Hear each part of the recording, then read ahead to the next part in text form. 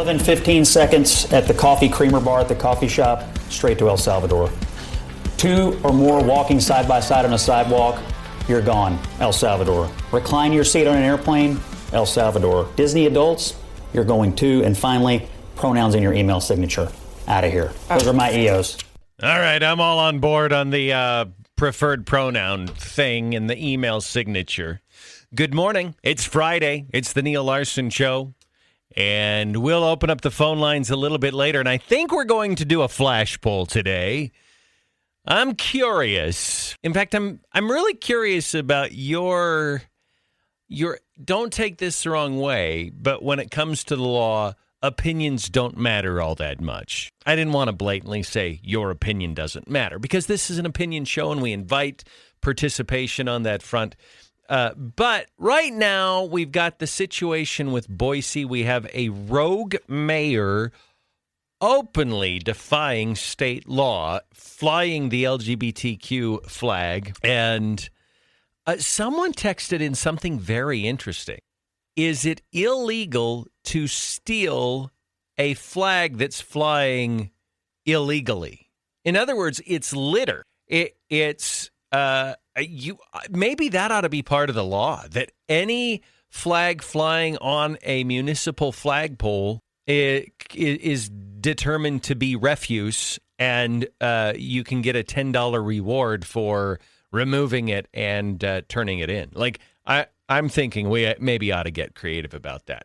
Also, I'm seeing headlines this morning about a Kamala Harris comeback. Oh, please let it be true. I can't stand her. She drives me batty, but I am willing to go through bonkers and batty and irritation in order to have spectacular electoral wins. So I'm like, you know what? That's the price you pay. The price you pay for winning at the ballot box is putting up with nearly intolerable Democrats like Kamala Harris. So we'll get to some of that and really look at the whole Democrat field right now. You had Cory Booker doing his stunt in front of the Senate with the record-long filibuster, and that clearly was the launch of his presidential aspirations for 2028. You got Tim Walz out doing these really weird town halls. You got Bernie on his oligarchy tour with AOC. You also have Gavin Newsom starting a podcast. I mean, all of this stuff just is very overt. I don't know if they think inside that they're fooling anyone, because what they're doing right now is clearly designed to position themselves for 2028. So we can talk about that. Also, the debate underway yesterday in the U.S. Senate over daylight saving time. So I actually have a smorgasbord of potential flash polls that we could do today. I'm going to be honest with you with daylight saving time. Number one, I'm kind of tired of talking about it. This is a problem that either solve it or don't solve it. Can we stop it with the years-long angsty discussions about it? I really don't care either way. If I had to make a choice, I'd probably get rid of it because it is a little quirky and clunky every 6 months to spring forward and fall back. I like it. I don't know what that's about, but I mean, I do know what it's about. And of course that was implemented at a time when I think they did it back when we didn't have artificial lighting as much. I'll just put it that way. Now it's easy to compensate for whatever your needs are during the day, given the shifting amount of sunlight that we have through the years. So I just don't think the need for it is there as much. I'm frustrated that all of the crap we have to go to solve a fairly simple problem in this country. So I guess I'm hopeful this is successful so we can put this thing to bed once and for all. I did read, though, this morning and included this in the news read. I'm filling in for Julie because she's out of town today and on Monday. But that now, like, transportation officials are saying, well, daylight saving time can be good because it's safer to drive when you have light, and so it maximizes that. You could argue the other way, too. Ted Cruz argued the other way, and he said it has negative health effects. So I don't know. I don't know. I'm ready to have something different going on. Also, this is a story that's been ongoing in the news, and I've got a clip that Julie sent me that I want to play that I think is just gold. Apparently, a first grader in California, this goes back a little bit, March 2021, this little first grader was punished, couldn't go to recess for a couple of weeks, and there was another one. It doesn't matter what the what it was, but basically they had some assignment, and this first grader, the initials BB, drew a sketch depicting several individuals of different races representing 3 classmates and herself holding hands. Above the drawing, BB wrote Black Lives Matter, 1T, and we know Black Lives Matter, with the words any life transcribed below the slogan. Little BB then gave the drawing to one of her classmates, who's black, in an attempt, as she later testified, to comfort her classmate. The words any life are, of course, similar to the phrase all lives matter, which became a controversial retort to the Black Lives Matter movement in the wake of the 2020 killing of George Floyd. That similarity, whether the first grader was aware of it or not, it's first grade. Was soon to land BB in hot water. The same day she made the drawing, BB was told by the school's principal, Jesus Becerra, that her drawing was inappropriate and allegedly racist, although there's some dispute over whether or not Jesus said that it was racist. So that's he said, she said. BB was forced to apologize to her classmate, prohibited from drawing any more pictures in school, and prevented from going to recess for 2 weeks. According to court documents reviewed by Reason, BB and her mom, Chelsea Boyle, filed a series of complaints against the Capistrano Unified School District alleging a First Amendment violation. Anyway, it goes through, I'm not going to go through all of the legalities, but the courts decided that students do have a First Amendment right as long as it's not disruptive to the learning environment and as long as it's not discriminatory against anyone. So it's now being appealed, and this is, I believe, the lawyer for the school district that you're going to hear, and then the judge with just a mic drop of a comeback. We're not dealing with first graders who are engaged in discussions in the marketplace of ideas. First graders are supposed to be learning to tie their shoes. They're supposed to be learning. Maybe then you don't give a Black Lives Matter course to a first grader. Maybe you teach tying shoes. Boom. You know what? That's just common sense. And that when we all, isn't that what we've been saying all along? I mean, it's these schools that are teaching, and we've talked for a long time about teaching transgenderism and all the DEI stuff and the wokeism and the intersectionality. And, just teach them to tie their shoes. That would be a great lesson.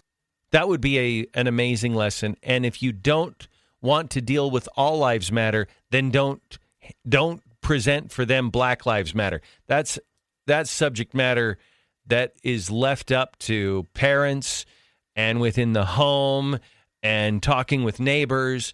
That is not a place where it belongs in the school district. So kudos to that appeals judge for asking a question that is deeply rooted in common sense.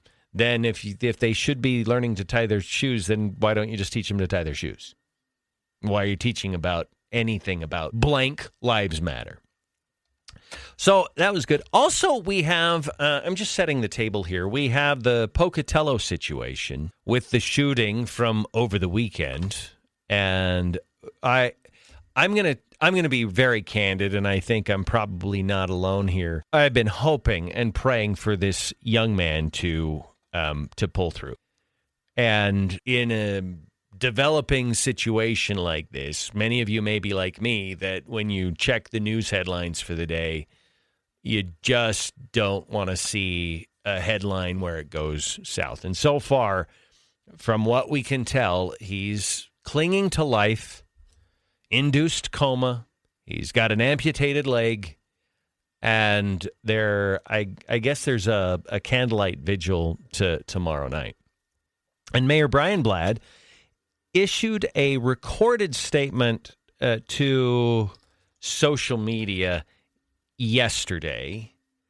And here's what he said. The Pocatello community has experienced a tragic event, and we are all reeling from what happened, especially the Perez family. Please know this incident has my full attention.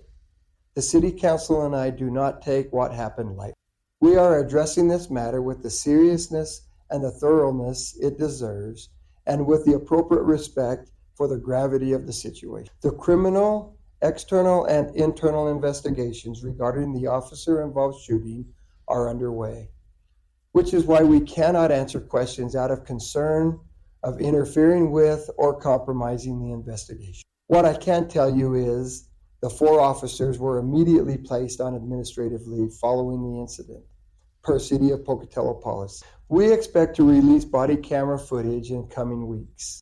We truly recognize the difficulty and pain of this situation. Everyone is looking for answers, including me and the City Council. That is why it is important to let the Eastern Idaho Critical Incident Task Force and others complete their investigations. Once the investigations are complete, we will act in accordance with the findings. No determinations will be made until the independent investigators have done their job. Again, please know this incident is top of mind for me and the City Council. Right now, our thoughts are with the Perez family, the neighborhood residents who witnessed the interaction, the entire community, and all members of the Pocatello Police. It will take a very long time for us to find normalcy, but our hope is we can find a way to move forward and build a stronger community together.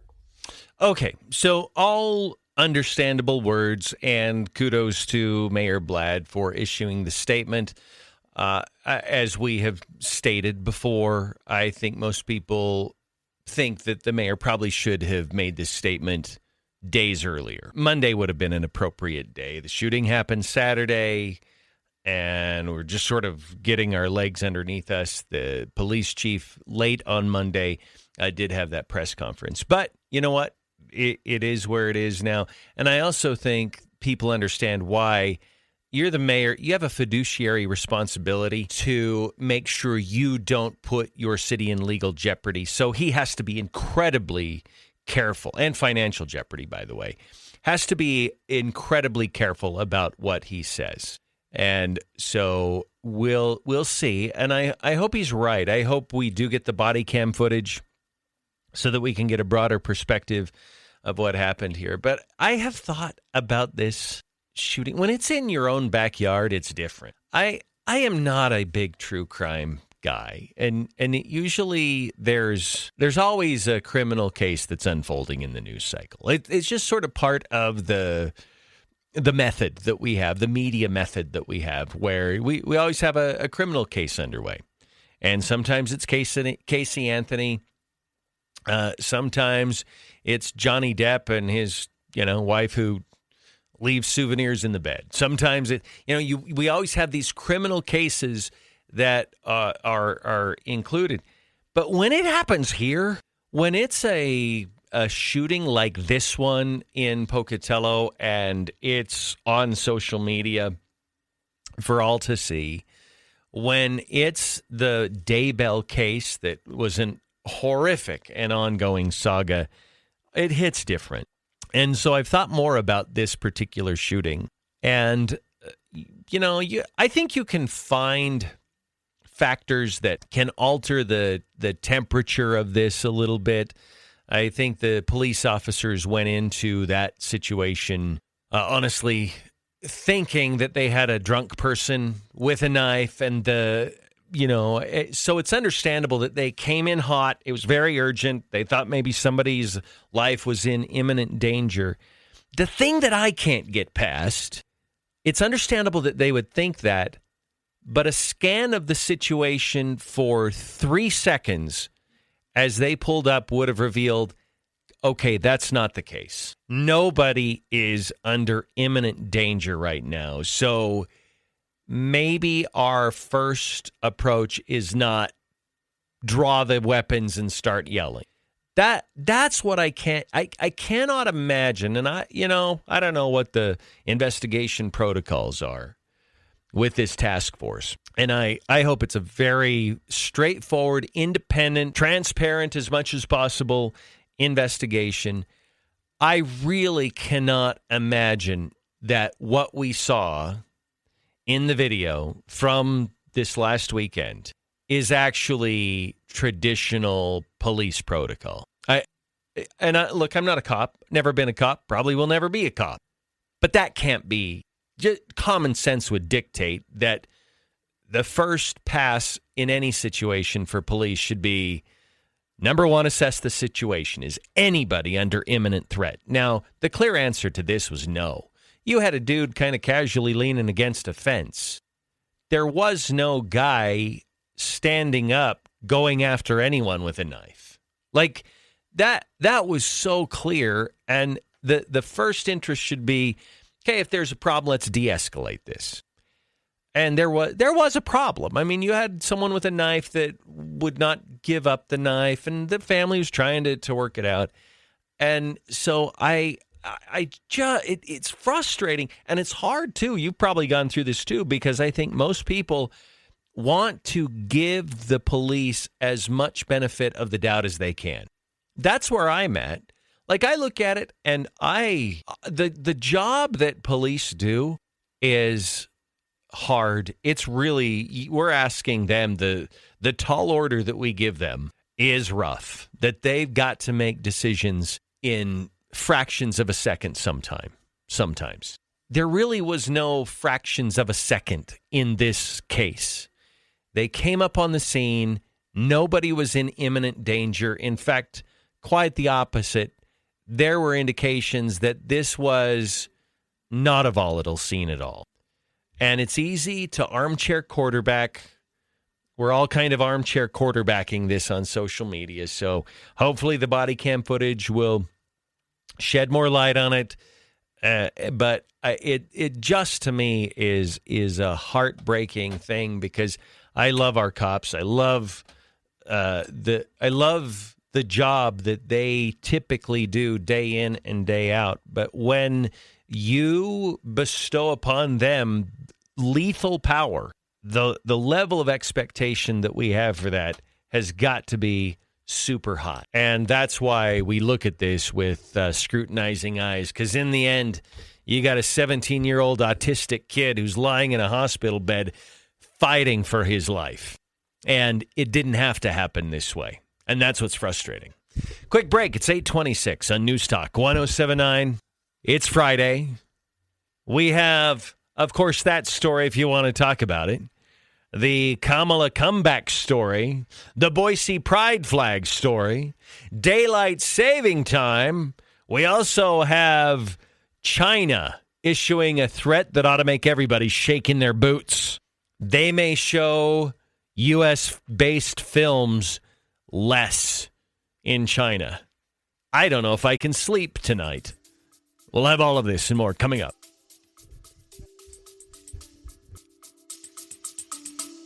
We'll be back after a quick break. Hey, it's Brad from Now 105.1 and QP99. I'm in the studio here. I love our studios, by the way. Ranger Rick back there. There's Neal and Julie doing their thing. Hey, when you want to advertise on the radio, what do? You call the radio station, right? But what do you do when you want to advertise on Facebook and Instagram and Hulu and Disney Plus and Peacock and the other TV streaming services? You can kind of click around on them and make guesses or read books or take courses online on how to do that advertising. Or you could call us at the radio station. At Sandhill Media, we take care of your local radio and digital marketing. So reach out to us at sandhillmediagroup.com and we'll make sure that your message gets heard and seen wherever your customers are. All right, it's 8:31 on News Talk 107.9. So we had a cancellation of our Studio 4 cover this week. Plus, Julie's out of town. That's a recipe for a replay. And we'll do that for you on the other side, a Studio 4 cover replay. I think you're going to like it. And, well, it's sort of I'll explain it on the other side. Just ahead, right here on this Friday on News Talk 1079.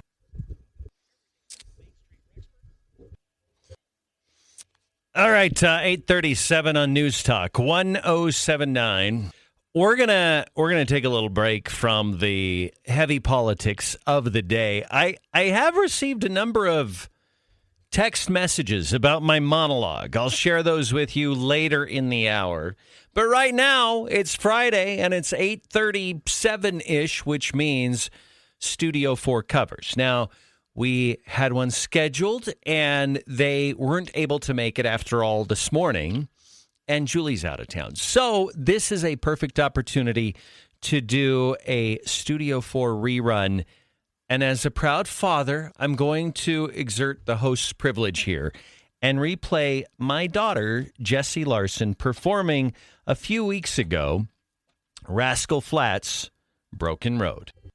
Again, Jessie Larson, my daughter, in a Studio 4 replay today, in the absence of another Studio 4 artist this morning. So thank you again to Jessie for performing it. And thanks to many of you. Watching the texts come in is very, very gratifying. And I hope you'll forgive me pulling the dad card on this one. Quick break. It's 8:42 on News Talk 1079. We'll be back.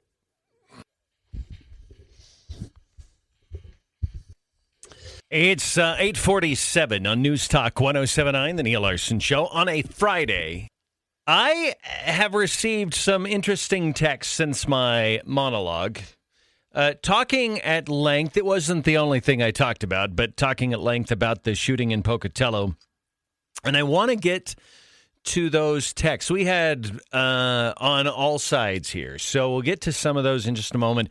But I do want to go to the phones really quick because, after all, it is Friday. And caller, welcome to the show. How are you? Thank you, Neal.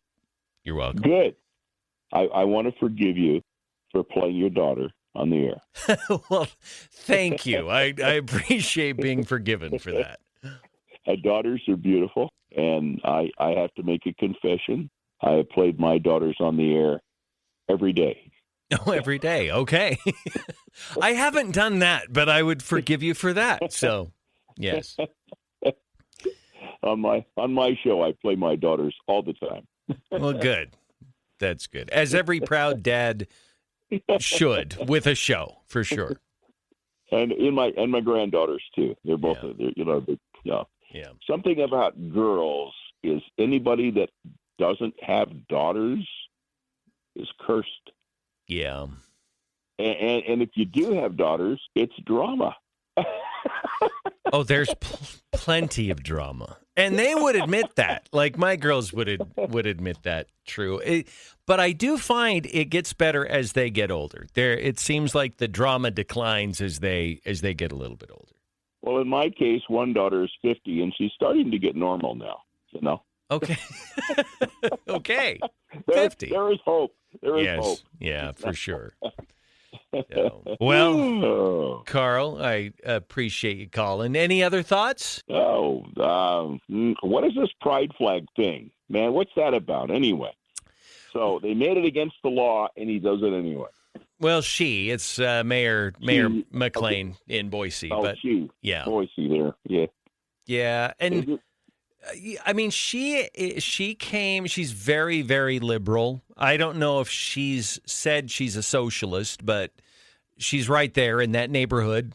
And she has always kind of been that. She's pushed the woke stuff, the DEI stuff, and kind of pulled Boise from what Boise used to be closer to what Portland has become. And I think that's what she's wanted to do. So Oregon is looking at disenfranchising half their state and giving it to Idaho. Now it sounds like it's going the other way. Yeah.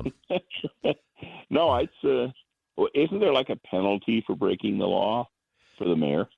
Well, we're going to find out. I don't know if the law states what the criminal penalty is, but she's in violation of it. So it may be an issue for the attorney general to take up. I'm not really sure. So. Yeah, I mean, it's not like you have to hate these organizations or people that represent certain political factions. You don't hate them, but the problem is They shouldn't be proselyting. Yeah. That's the point, you know? Yeah.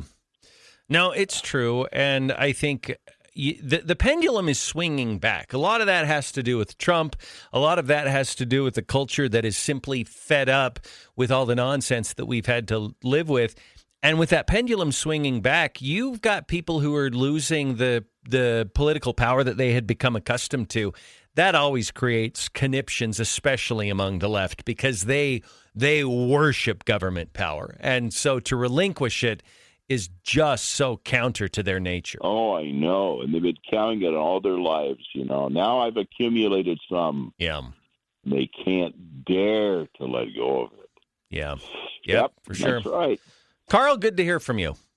Good to hear from you, Neal. And you keep up the good work. And I miss Julie. I hope she's having a wonderful time. What is she doing anyway? Well, she's traveled to go see her grandsons this weekend. So that's okay. She has a new baby grandson, and they're doing a baby blessing over this weekend. So that's part of the reason why she's there. So good. Well, that's a worthwhile cause. That's good. Yeah, for sure. Keep up the good work, Neal. Thank you. Thank you, Carl. Take care. 208-542-1079. That, of course, is the Stones Automotive Group call and text line. So let's go back to my monologue for just a moment, because I received several texts from listeners. Some were supportive. Some called me to task. And I'm more than open to being called to task here. Armchair quarterbacking the situation does nobody any good. Well, true, but isn't having any opinion about any political story or any event in the news after the fact armchair quarterbacking? Like, I understand that. And I've even said, you know, when I armchair quarterback, I'll claim it, but I don't know what else you would call it when we sit around and we talk about things that happened that shouldn't have happened and how they should have happened different. And so I don't know how we're going to avoid that. Here's another text, and it's not so much coming at me, but they said everyone critical of Pocatello police is apparently basing their opinions from a 3-minute video on social media that has indications the situation may not have warranted firing weapons so quickly, but the police didn't have that perspective when they arrived on the scene. They likely only had minimal info from the dispatcher, which likely conveyed the most critical info about a knife and threatening behavior by an adult male, and when they arrived, a male ignored their demands and made abrupt threatening actions with a large knife. I actually really like this text. I think there's more to be said, but I like this text, and I've made similar points since the shooting last week in an effort to say, let's lower the temperature a little bit, because these officers did not wake up that morning or come into that neighborhood and in that situation wanting to shoot someone. Certainly not a 17-year-old autistic kid.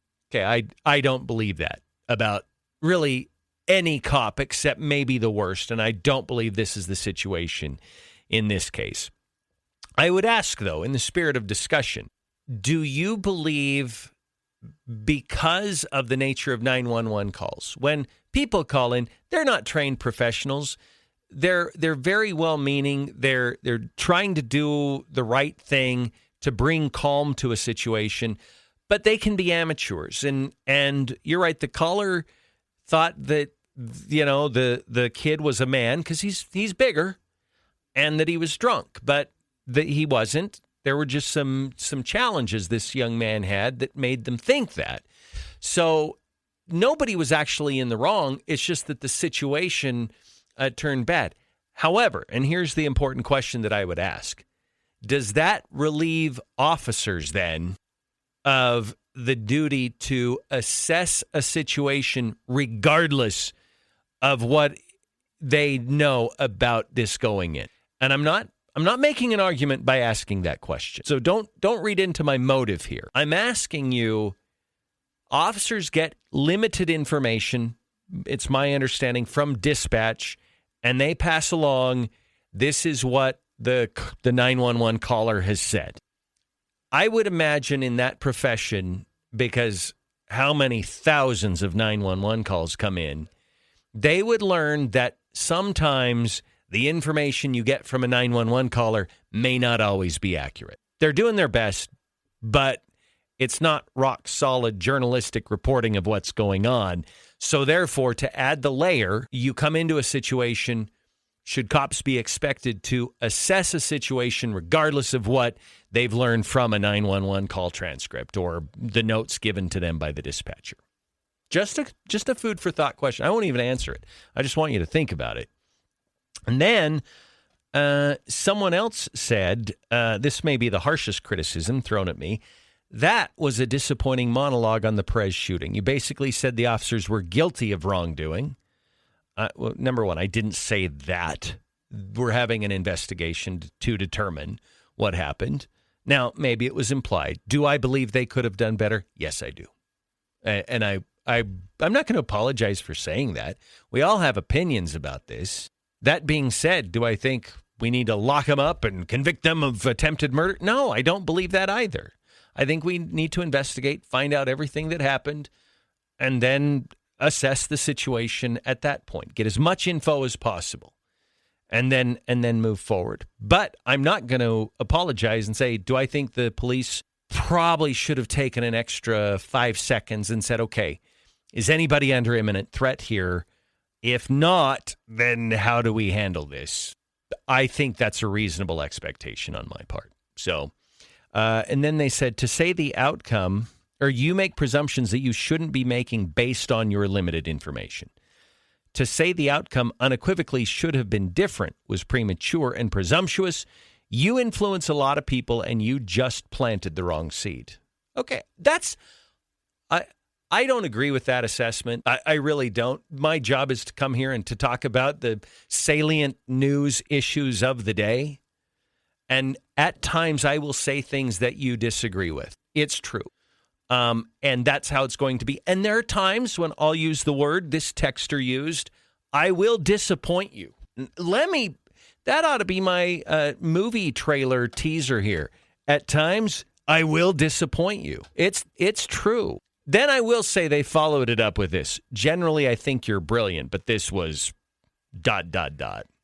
Fair criticism, I accept it, but I would say I'm not sure I see it the same way, and I don't really think we see my role in the same light either. It's 8:59 on News Talk 107.9. We'll be back. Hour 2 coming up. Hello and welcome back. It's Hour 2. By the way, can I just say, I really do love my audience. I've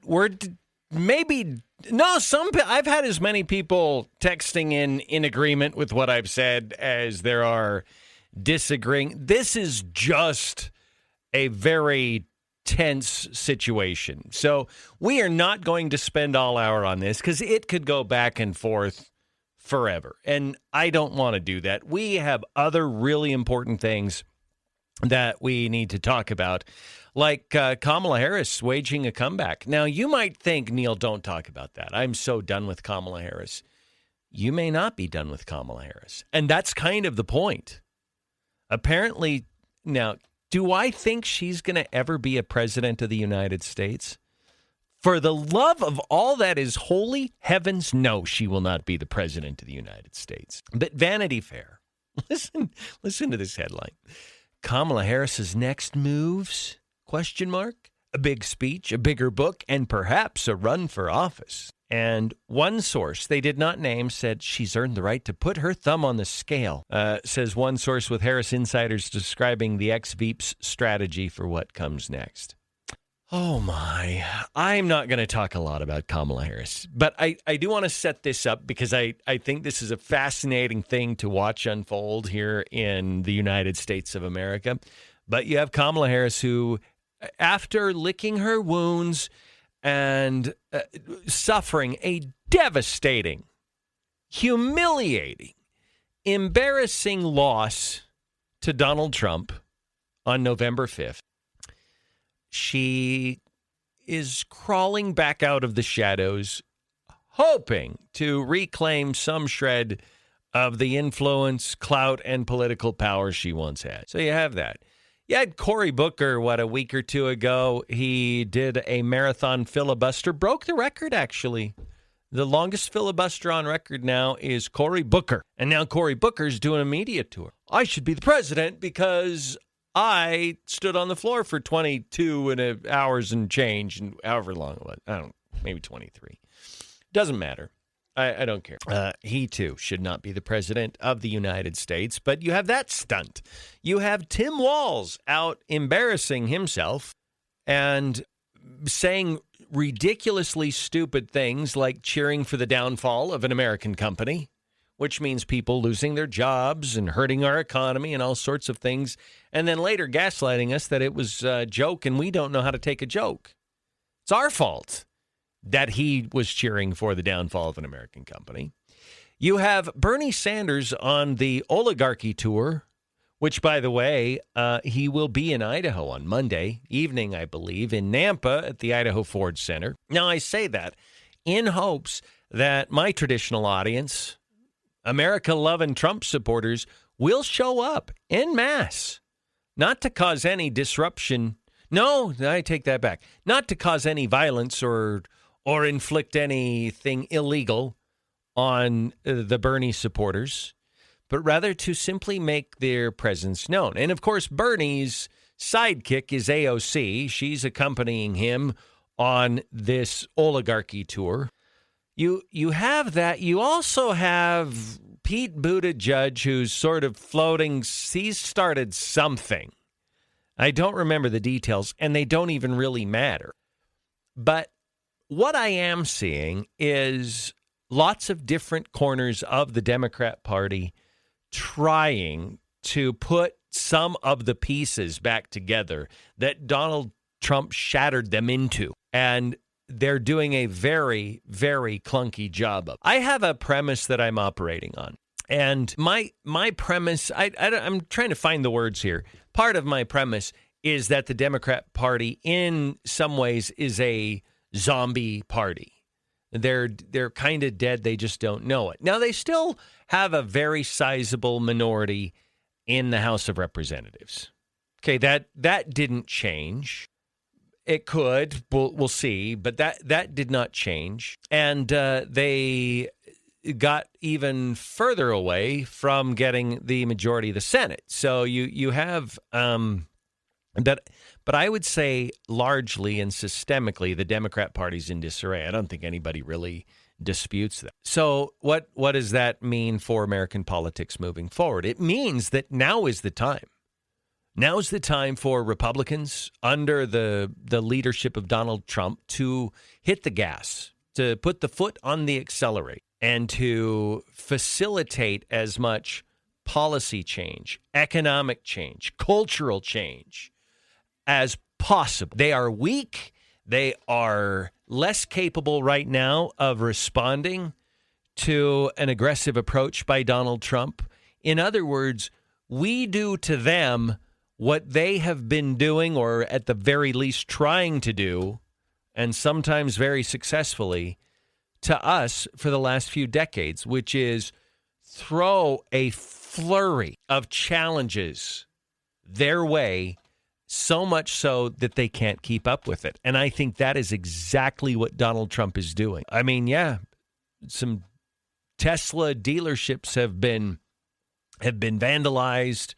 Not cool, and those people need to be prosecuted with no negotiation whatsoever. Send them to jail. I like Pam Bondi's approach.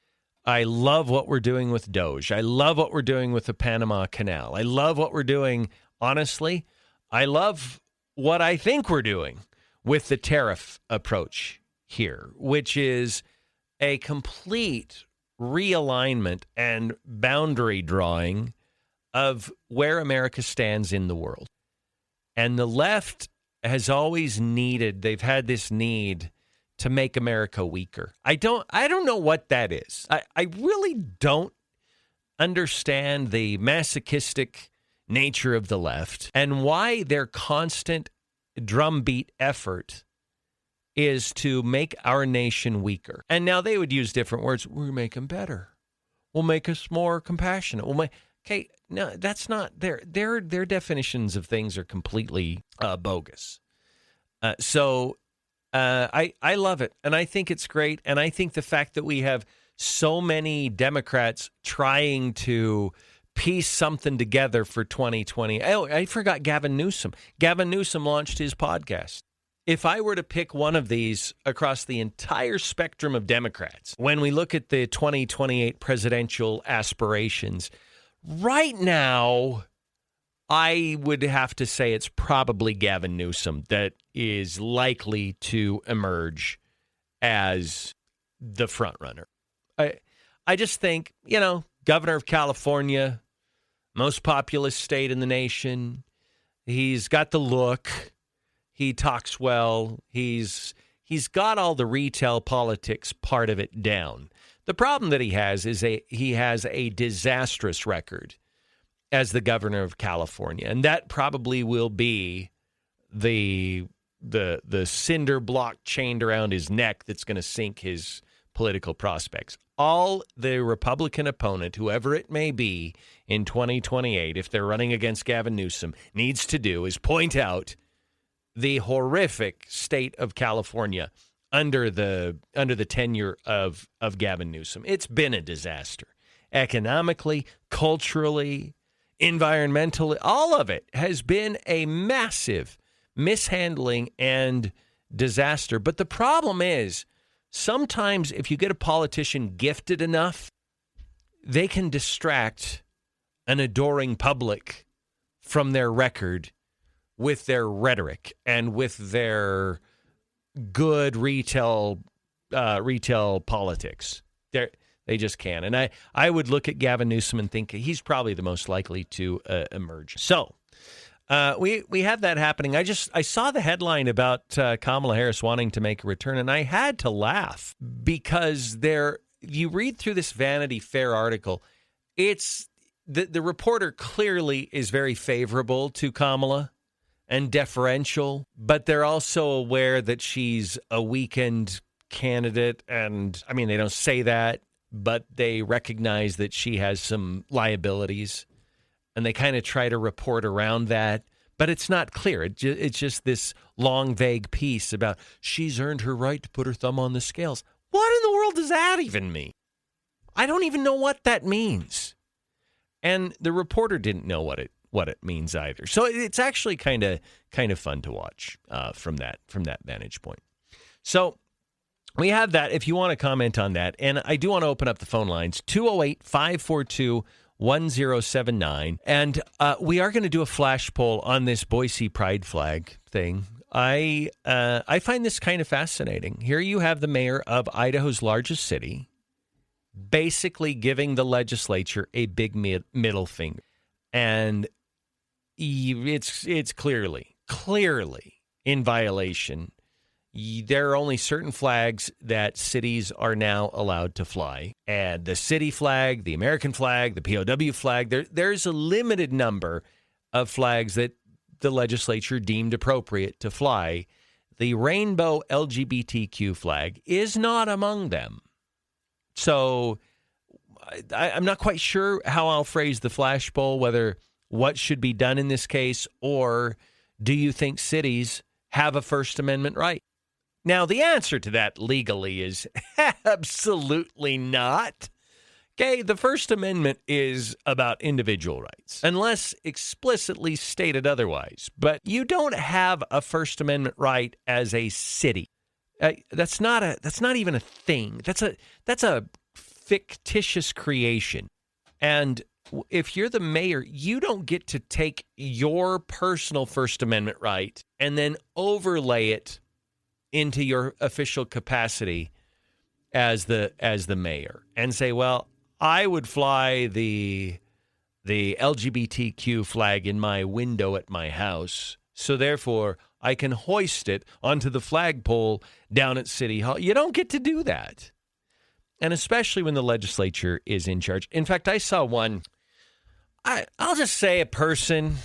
I don't want to say any names. I'm just not in the mood for that fight today. But it was someone who should know better, somebody with experience, somebody who repeatedly tried to make a comparison that cities are to the state as the state is to the federal government.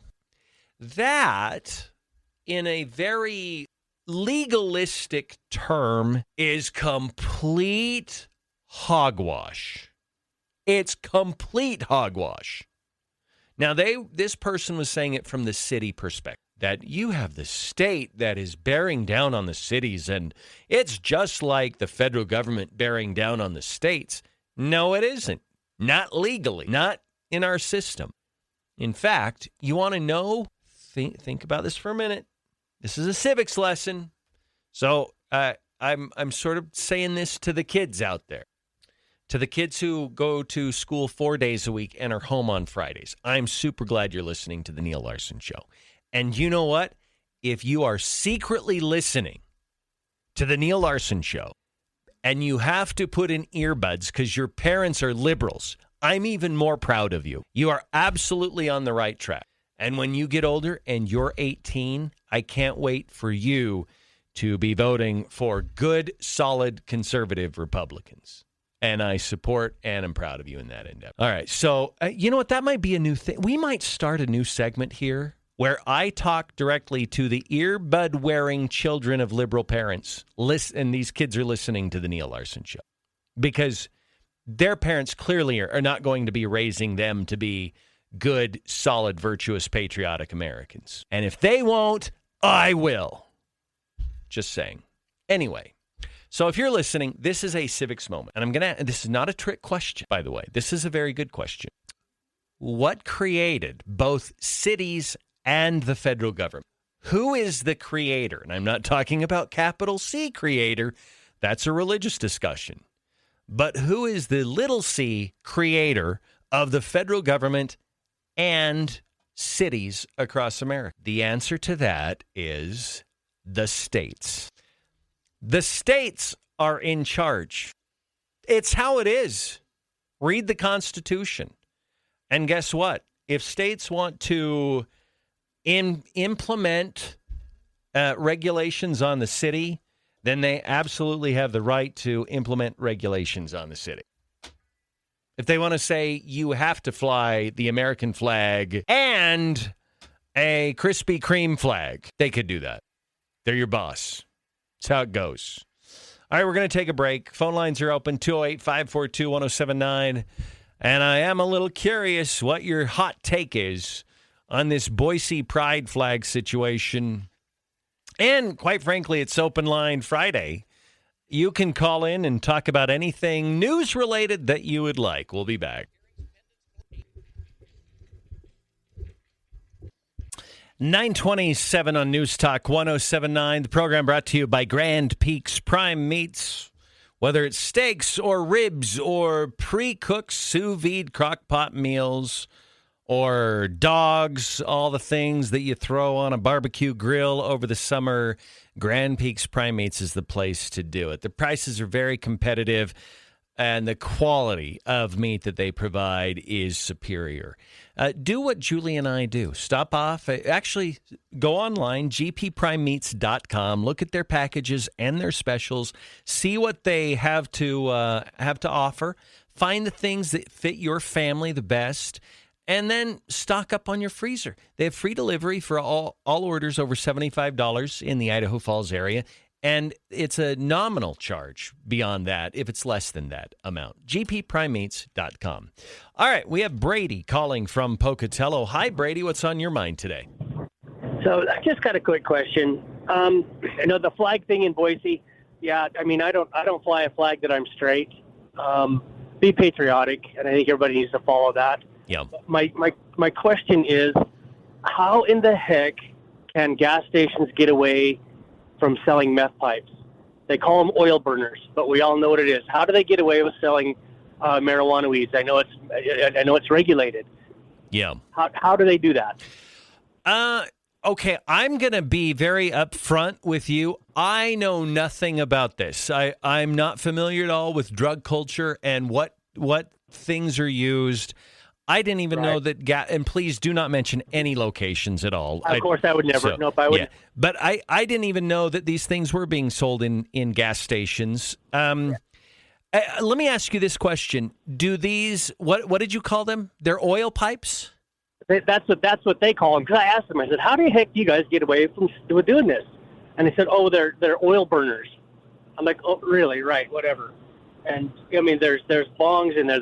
There's all kinds of paraphernalia in there. And I'm going, if I had that in my car and I got pulled over, there's no way in heck that an officer is going to say, oh, is that your oil burner? You know, there's no way. Yeah, that's it. And that was going to be my next question: is if this were found in a car that may have had drugs or traces of drugs, would it be a crime? So you're going down. Absolutely, paraphernalia. Yeah. You know, that's my question. How do they do that? How do they overstep that? Yeah, I don't know. I'm not equipped to even answer this question or to talk in detail about it. I will say this, though. Now that you brought it up, we'll likely get texts and maybe some subsequent calls about it.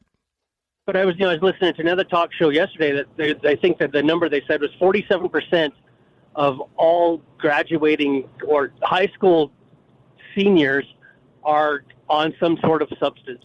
Well, no wonder. Wow. It's so easy. You know, and I think that percentage is up 3 or 4% over even last year. And it's so easy for kids to do this. And I mean, if back when I was a kid, if you wanted to go do something like that, you had to go to a scary place, not to your gas station. Yeah.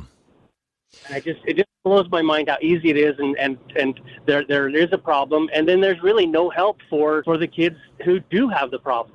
You know, who need to be gone. They need to go through the system. They need to be in trouble first. They need to do stuff. There needs to be something put into place to help these kids before it gets that far. So I want to ask you a question, Sure. and I don't know how much you know about it. I think you called them a meth pipe. That even though they're called oil pipes, but they're Absolutely. used. Are there other drugs though that are less serious, less harmful than meth that you could use these pipes for? Not that I'm aware of. I'm not a drug guy either, but I think the only thing else you could smoke would be crack, which was cocaine. You know, so, I mean, either direction, they're not good. Yeah, Whatever you can melt down and inhale into your lungs can't be good. Yeah, no, I totally 100% agree with you. I was just curious, in the interest of accuracy here, if these pipes are only used for meth, but like I said, I have zero credibility in talking about this because I just don't even I look at drug paraphernalia, I see pictures of it, and I'm like, I have no idea what that would be used for or how it would be used.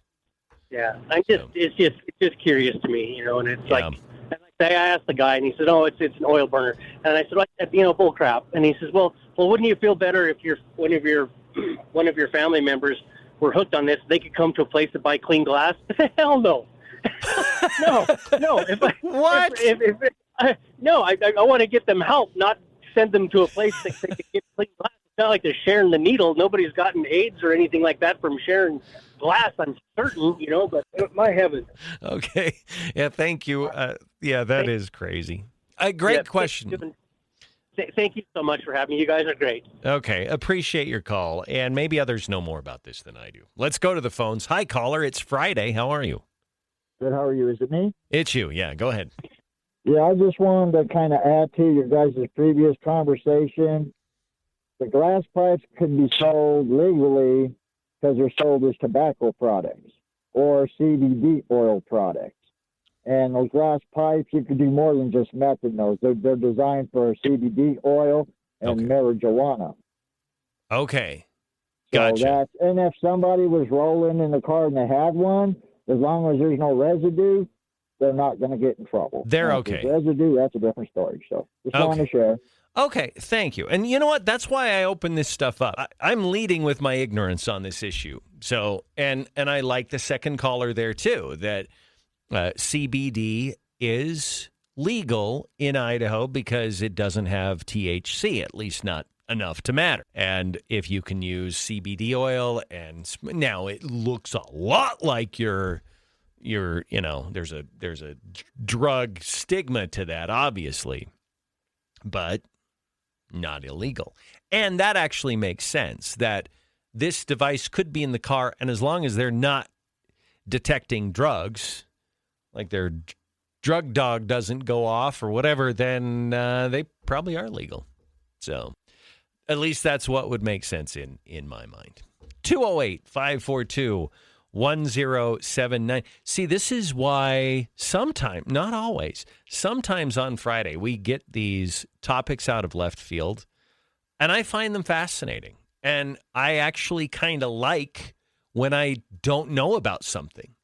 That sounds really weird, but it creates in my mind a bunch of questions and curiosity, and I like to learn new things, like about meth pipes and stuff. It's 9:35 on News Talk 1079, 208-542-1079. We are in between calls here, so let's take a quick break. We may do the flash poll because we've set the table with this issue of the LGBTQ flag in Boise, and if you want to comment on that, you can. I'm curious what the consequence should be of a mayor who openly violates state law. We'll be back.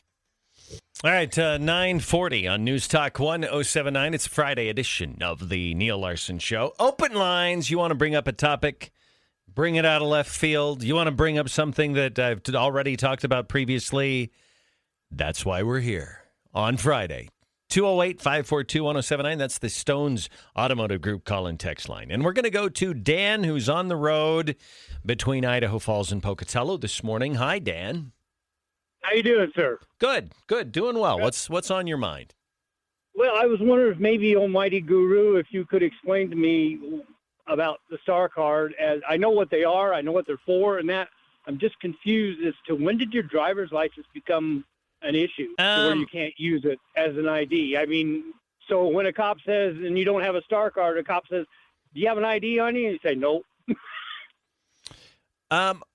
Okay, this is the second round of topics that I don't know a lot about. Now, I was even unsure. I was talking with Julie a few weeks ago, and she had her driver's license out or something. We were talking about a topic, and her driver's license was a Star Card, and I'm like, I don't even know if mine is, because I know in order to fly, you now have to have your Star Card. And I'm like, okay, I'm going to look. And indeed, my driver's license has the star on it. So I do have a Star Card. But I don't. What is your concern? Let me actually shift this a little bit. Why are you asking this question? I was just curious as to, in this country, when your ID card or your driver's license was always a thing of ID. Right? You go to vote, you go to get beer, you go to get cigarettes, whatever. You showed your ID card, which was usually your driver's license. It doubled as an ID card. Sure. And I'm retired military, so I don't really have a problem flying because I have a military ID, but you can also need a passport or in place of a Star Card. Yeah. I always wondered why the big push all of a sudden for a nationwide Star Card. I was just wondering when your driver's license became inadequate. I like I said, I could take a stab at a guess, but I don't really want to do that because I'll likely get it wrong. However, I will do I'll do a little research though, and I'll try to find out the answer for you. I think if I were to just speculate a little bit, I think it might just be for convenience, so that Idahoans, and this is a great example of the government coming along saying, well, we're going to do this thing that's convenient for you. And then if enough people do it, they're like, oh, so many people are doing it, we're just going to require it. Like it just migrates from a thing you can do to now a thing that just is, and it's a mandate. But I would think the purpose of it is just more, I don't know. I don't have the right words for it. Well, like when you guys were talking about the one time, the one incident was, well, if you don't drive and you don't fly, if you don't fly and you have no reason for a Star Card, is at one point somebody going to go, you didn't show ID, so we're gonna give you a ticket for failure to identify yourself. Yeah, and I don't know, but as you were talking, there's a rising suspicion for me, is that the federal government incentivized the states to do this with money. And we probably get extra federal funding because we've integrated the STAR card with our driver's license system in Idaho. So, yeah. And the other thing is that the question that came up in my mind is that they always tell you, well, if you got a Social Security card, that's a good identification. It doesn't have a picture on it. That's a good point. That's what I think they ought to do. Is they need to put a picture on the Social Security card. Yeah. Where is the link to your actual ID? No, good question, but you've prompted me to do a little research, so thank you. Let's go to the phones. Jim is in Idaho Falls. Hi, Jim. Hi. I wanted to bring up a thought I've had about tariffs that I haven't heard anybody speaking about, and it relates to healthcare. Our healthcare system is such a mess, I believe, because it's a third-party system. People aren't paying directly, and a lot of people who look into it, that's their conclusion also. Our third-party payment system leads to the problems that we have. I believe it's the initial instigating factor, then with all the other layers of government interference piled upon it, have led to the mess that we're in. And tax incentives are what led to the third-party payment system. Thus, if tariffs end up replacing the income tax, or to whatever extent they do, if the income tax is diminished to a great extent because much tariff income replaces much of the income tax, then that would remove that tax incentive that led to our healthcare problems in the first place. It wouldn't be sufficient to resolve our problems, but it would be essential and fundamental to get in a free market in healthcare. We would also need to remove a lot of other layers of the system.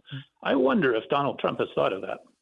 You know, that's thinking about it. That's a really good point. And thank you, Jim, for the call. I never really thought about that, but you're right. Barack Obama ingrained his healthcare, his landmark healthcare, fill in the blank word, whatever you'd like to there, into the IRS, like into our tax code. And if we truly abolish the personal income tax, like Trump would love to, and wouldn't we all? What happens to Obamacare? That's an interesting hypothetical here. If you abolish the IRS, and don't think that's not being thought about, and you blow out the tax code, guess what goes with it? Obamacare. Let's go to the next call. Thank you for waiting. Caller, go ahead. What's on your mind today? Hi, I just wanted to pass on that it's due to a federal law post 9/11 called the Real ID Act, and I sent you a link. Oh, thank you. I will do that. I've actually received several texts about this particular topic. So, and I just saw somebody else hung up on my roster of calls. So they're probably thinking along the same lines. All right, we're going to go to our next call. I think this is our good friend Barb Ehart. How are you, Barb? Hey, Neal, I'm just doing great. You're covering quite a variety of items, and I thought I'd weigh in on one of them. Okay. And that's going to be daylight savings. You know, I heard what Ted Cruz was saying about it, quoting the often quoted, oh, it's so harmful to our health and yada, yada, yada, and just using a little bit of Lincoln Douglas logic. Really, these things, I think it falls apart quickly. If we base the time change on health, and we use that argument, nobody can travel because you're always changing time zones, constantly changing time zones. And it would purport to say that nobody ever goes to bed late, that we all have to go to bed at the same time to get the exact same amount of sleep. I mean, personally, I like daylight savings time. I don't mind the time changes. You know, I do notice that President Trump said, hey, if we're going to change it, let's keep the daylight savings. I think too many other people are calling for, you know, just regular, regular time. But I love the long summer days, you know. So I think it was kind of a genius plan. I don't think it's that hard, but it's, you know, the other thing on help, you think of our North Idaho legislators that every week go back and forth from one time zone to the other. They should be dead. based on the reasoning of taking time. Gotcha. So, Barb, I want to clarify, that is not a death wish that you're inflicting upon them. Like, sometimes you say they need to be dead. You're just saying that if it was that bad for their health, they would be dead. That's right. That's right. Yeah. Anyway, just 2 cents, Neil. Thought I'd weigh in because I think daylight savings is kind of a genius idea. So I don't mind it, and I love the long summer hours. Okay. So, well, okay. All right, Barb. Thank you. I appreciate that. That's an interesting. Now I'm gonna say I led the topic. It's only come up because you had the U.S. Senate taking this up, I think, in a committee hearing yesterday, and I know this is really cynical, all right? Let's either do something about it or not. Let's just stop talking. And then I'm like, let's talk about it. So I know I'm sort of, but I'm only talking about it because they were talking about it. And also, can I add one thing? I'm going to ask you a question, okay? Because here in Idaho, it's 9:50, okay? Now wait for this. And I don't want you to Google it. I don't want you to look at your phone. I don't want you to seek any information at all. If you're not driving, I just want you to close your eyes and answer this question. It's 9:51 in Idaho right now. Do you know what time it is in Arizona right now? Okay, now text me your answer. Do you know what time it is in Arizona right now? Some of you will, because you might have kids in Arizona or you might do business there, something. But I would bet you most of you are like, I don't have any idea what time it is in Arizona because they're just weirdos down there. And they're always an hour off, or sometimes they're on, sometimes they're off. And so here's what I would say if we're going to act on this, whether we keep it or not, no weirdos. Okay, and I know you could say that's a states' rights issue. Okay, it's a 10th Amendment issue. No, I don't think states have a right to be weirdos. So I think Arizona needs to knock off their daylight savings weirdo-ness, and they just need to be the same time as all the other states in the Mountain Time Zone. And we'll leave it at that. All right. If you've never heard the show before, that was me being sarcastic. All right. I'm not an authoritarian. You know what? This is hilarious. I asked people, what time is it in Arizona? I got a bunch of 8:51s or 8:52s, and I got a bunch of 9:51s. And I'd see, point proven. We'll be back after this on News Talk 1079. We'll wrap it up.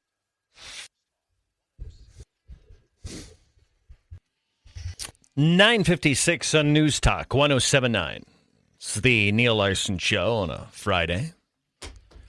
Okay, do you know what it's going to be today? It's going to be 75 degrees, under sunshine. And tomorrow, more sunshine, a little cooler though. But I have your Saturday all planned for you. I mean, if you had other plans, cancel it, because you're doing the 4-step lawn program tomorrow. No, not really. But you can do it on your own time. That's fine. But if you stop by Town and Country Gardens and go with one figure in mind, how much lawn you have. Okay, just in terms of square feet, you'll need to know that so you'll know how much product to buy. But if you go in and you take that amount of square footage, then they'll know how much humates that you need, how much summer lawn food that you'll need, couple of applications, and then, of course, the winterizer that you lay down in October and November. You get it all, you pile it up in a corner of your garage, and then you set some timers on your phone as reminders that, oh, this is the day that you need to put down step 2 or whatever. Step 1 is the humates. That is a great first step, and it really gets the... I don't know if biome is a word, but it feels like it's the right word. But it gets the biome going for your grass, and it activates the microbes that are in the soil, and it just creates a really healthy environment for your grass to take up the fertilizer and the lawn food that you're going to be putting down, and it just makes for a beautiful, lush, green lawn. You water it like you should. you mow it like you should, and you're going to have a gorgeous lawn that you can be proud of. And you can stop with all the guessing and the wondering and the watching of the endless YouTube videos and just trying to figure it out.